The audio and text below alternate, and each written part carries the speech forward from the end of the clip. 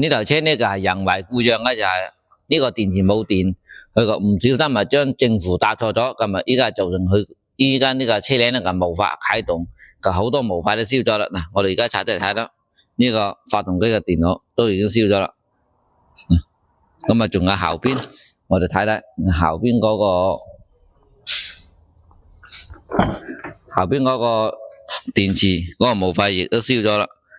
咁啊今日都年廿幾啦，我呢台車嘅應該今年要留喺度過年噶啦。咁我哋要翻去過年啦。咁啊而家周行禮，我哋今日就放假噶啦。嗱，咁我哋而家開車翻去過年咯噃。咁啊今日放假噶啦，初八上班。